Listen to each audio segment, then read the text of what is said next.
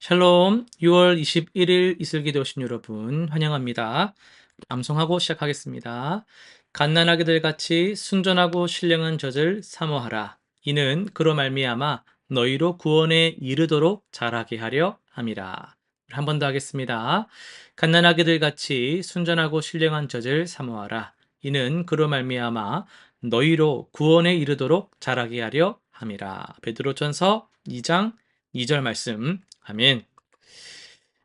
오늘 우리가 살펴볼 말씀은 신명기 26장, 시편 117, 118편, 이사야 53장, 그리고 이제 마태복음 들어갑니다. 마태복음 1장이 되겠습니다.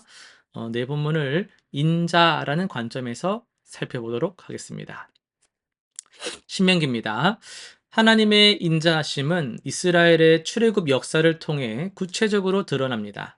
종살이하던 백성을 강한 손과 편팔로 인도하신 하나님의 구원 역사는 단순한 과거의 사건이 아니고요. 오늘날 성도들에게도 계속되는 하나님의 변함없는 사랑의 증거입니다. 첫 열매를 드리며 하나님의 은혜를 고백하는 예배는 우리가 받은 인자하심에 대한 마땅한 응답입니다. 하나님께서 조상들에게 약속하신 땅을 주신 것처럼 오늘도 우리에게 필요한 모든 것을 공급하시는 신실하신 하나님의 인자하심을 믿고 감사해야 합니다. 시편입니다. 시편 117편은 성경에서 가장 짧은 장이지만요. 하나님의 인자하심에 대한 가장 보편적인 선언을 담고 있습니다. 모든 나라와 백성이 여호와를 찬양해야 하는 이유는 그분의 인자하심이 크고 진실하심이 영원하기 때문이죠. 118편에서는 개인적 고난과 위기 속에서도 하나님의 인자하심이 영원하다는 고백이 반복되고 있습니다. 사람을 의지하는 것보다 하나님을 신뢰하는 것이 낫다는 고백은 진정한 피난처가 되시는 하나님의 인자하심을 경험한 자의 간증이죠. 버림받은 돌이 집 모퉁이의 머릿돌이 되는 역설적 승리가 하나님의 그 인자하심의 놀라운 역사다라고 할 수 있겠습니다. 이사야로 넘어갑니다. 고난받는 종의 모습을 통해서 하나님의 인자하심이 어떤 대가를 치르고 우리에게 임했는지 깊이 깨닫게 됩니다. 우리의 질고와 슬픔을 담당하시고 우리의 허물과 제약으로 인해 찔리시고 상하신 종의 고난은 하나님의 극한 사랑의 표현입니다. 그분의 채찍에 의해 우리가 나음을 받는다는 것은 하나님의 인자하심이 단순한 감정이 아니라 구체적인 치유와 회복을 가져오는 능력임을 보여줍니다. 양같이 그릇 행하는 우리 모든 사람을 위해 대신 형벌을 받으신 종을 통해 하나님의 구원하시는 인자하심이 완전히 성취되었습니다. 이어서 오늘 마태복음으로 좀 들어가 보려고 하는데요. 가장 가까운 하나님이란 제목으로 말씀을 전하도록 하겠습니다. 한 청년이 이런 질문을 했어요. 목사님, 하나님이 정말 저와 함께 계신다면 왜 이렇게 외로울까요? 왜 기도해도 아무도 듣지 않는 것 같은 느낌이 자꾸 들까요? 어떻게 해야 될까요? 막 이런 질문을 한 적이 있습니다. 그 질문을 들으면서 저는 2000년 전 요셉의 마음을 생각하게 됐는데요. 약혼한 마리아가 임신했다는 소식. 여러분 우리한테는 너무나도 익숙한 스토리지만 그 당사자가 그 순간에 이 말을 들었다 생각해 보세요. 어땠겠어요?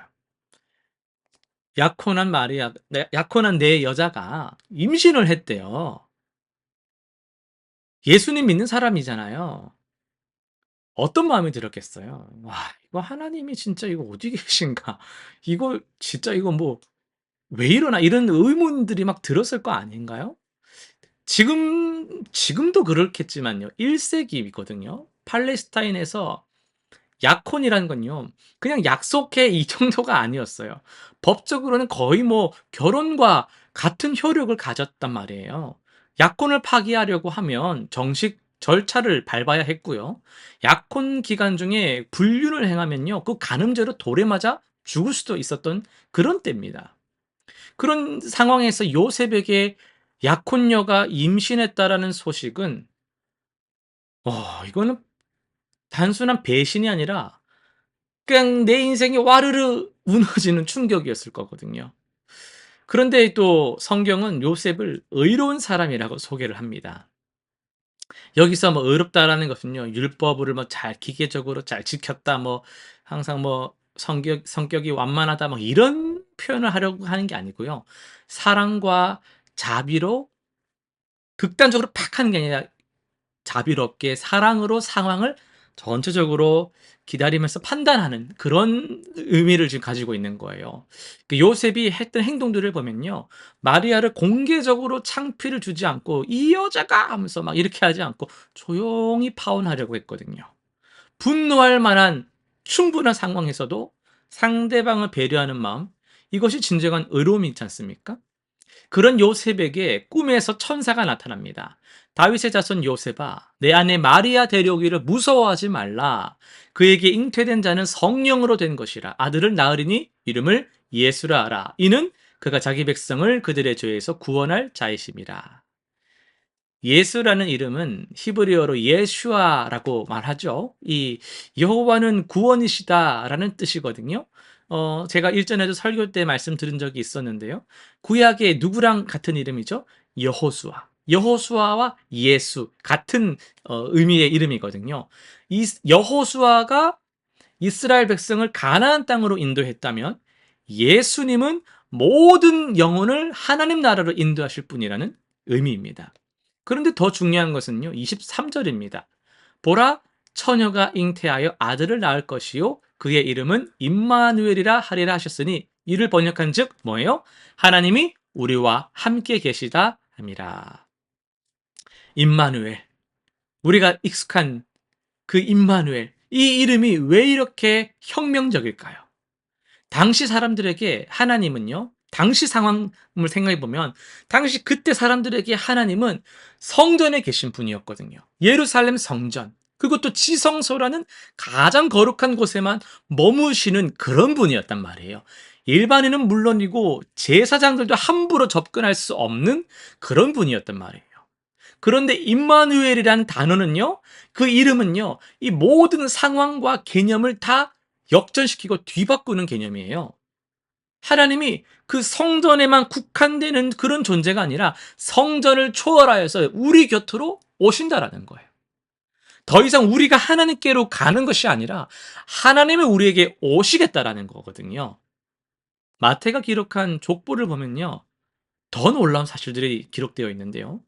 보통 유대인 족보에는요. 남자들만 기록되는 게 정상입니다. 그게 정통적인 거예요. 근데 마태는 의도적으로 4명의 여성들을 포함시켰습니다. 아시죠? 이름이 어떻게 됩니까? 다말, 라합, 룻, 바세바입니다. 여러분, 이 네 여인의 공통점은 또 뭐예요? 모두 완벽하지 않은 상황에 있었던 사람들입니다. 어떤 상황이에요? 다말은 남편이 죽자 시아버지 유다를 속여서라도 후손을 남기려 했습니다. 라합은 여리고성의 기생이었지만요. 이스라엘의 정탐꾼들을 도왔잖아요. 룻은 모압 여인으로 이방인이었지만 시어머니 나오미를 끝까지 섬겼고 바세바는 다윗과의 불륜으로 아들을 낳았지만 그 아들이 지혜의 왕 솔로몬이 또 되었죠. 이들의 이야기가 주는 메시지는요. 스토리는 다르지만 메시지는 분명하거든요. 어떤 거예요? 하나님은 정말 완벽한 이 사람이니까 쓰임 받지. 이 사람은 쓰임 받을 만해. 그런 사람만 쓰시는 게 아니라는 거예요. 이 사람이 어떻게 내가 어떻게 실수투성이인 그 어떤 사람일지라도 여러분 우리라고 할지라도 상처투성이 저는 어릴 때부터 환경이 저는 몸이 저는 진짜 저는 성질이 아니요. 그런 실수투성이 상처투성이 문제투성인 어떤 사람이라 할지라도 하나님의 구원 역사에 참여할 수 있다라는 그런 소식이에요. 이것이 바로 임마누엘의 진정한 의미입니다. 하나님이 오시면 된다라는 거예요. 현대를 살아가는 우리에게 임마누엘은 무엇을 의미할까요? 목표를 상실하고 방황하는 20대 청년에게도 하나님이 함께 하십니다. 치매에 걸린 부모님을 돌보며 지쳐가는 5, 60대 분들에게도 하나님이 함께 하십니다. 학교에서 학원에서 여러 가지 또 과외, 여러 가지 일들 속에 스트레스 받으며 살아가는 우리 학생들에게도 하나님이 함께 하십니다.